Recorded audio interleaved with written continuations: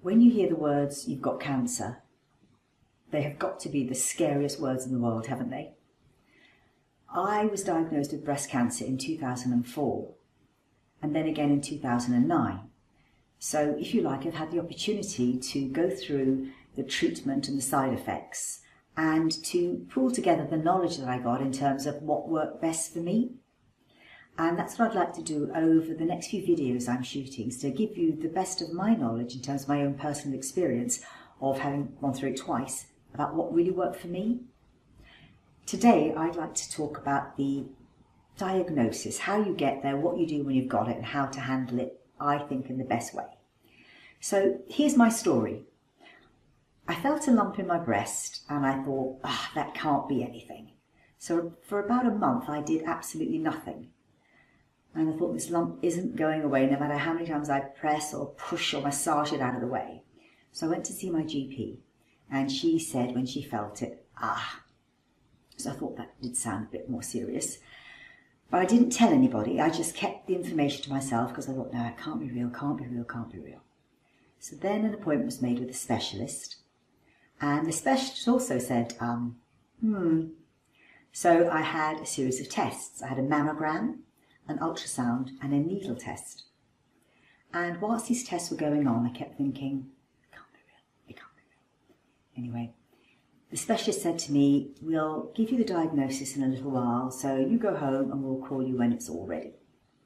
So naturally, I was as worried as you can imagine. Went home, acted as normal with my 3 kids, so nothing was wrong, but at the pit of my stomach, I was just feeling awful. I didn't know whether to sweat, whether I was going to have a hot flush.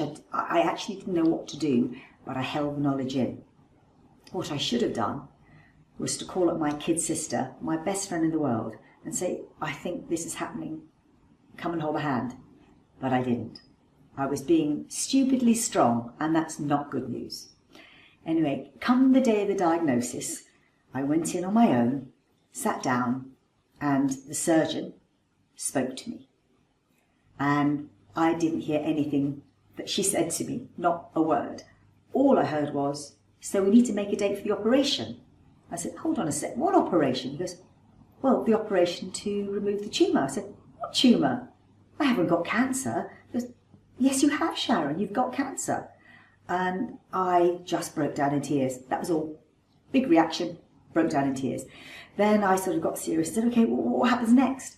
And she said, okay, so we'll make a date. Have you got your diary? Let's make a date now. And then your nurse will be in touch and further appointments will be made.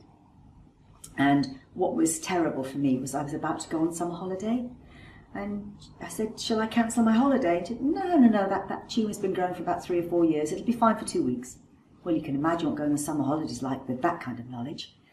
Anyway, what I should have done was tell my sister and get her to come with me. So when I had my second diagnosis, she went with me. We held hands virtually and literally, and I was able to cope far better because there was someone alongside me who could ask all the questions that I didn't ask the first time round because my brain froze. I was in shock, absolute shock. So the important thing is share the information. Don't try and be brave. Share the information. And then it really is making it less onerous on you. The next great thing you can do is to talk to someone who's been there. You will find when you've got this diagnosis that you have a lot of clinicians, a lot of specialists talking to you about your treatment plan, the drugs you're going to have, how long this will take, how long that will take, because I was going to have chemotherapy and radiotherapy after the operation. And you get so much paperwork, it's practically a forest. But it's all just words, it's all just words. You don't know how it's going to affect you. So what I did was I found a wonderful lady who had just been through the same treatment I was going to have, and she'd had a grade 3 cancer, which mine was as well. So we sat down, had lunch together, and she told me everything from when she first felt there was a problem to the diagnosis, the treatment, and how she came out the other end.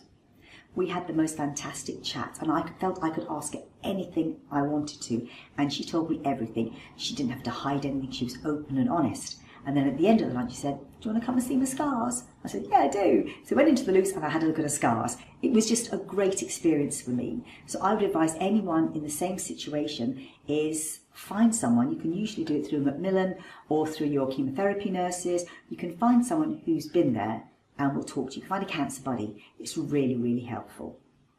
So all the links that might be helpful are down below. But you can also look at my book, Even the Eyebrows, which I wrote actually in 2009, detailing my experiences of handling breast cancer and the treatment. And it tells you absolutely everything, in probably far more detail than I'm going into now, about how to handle breast cancer, the treatment and the side effects.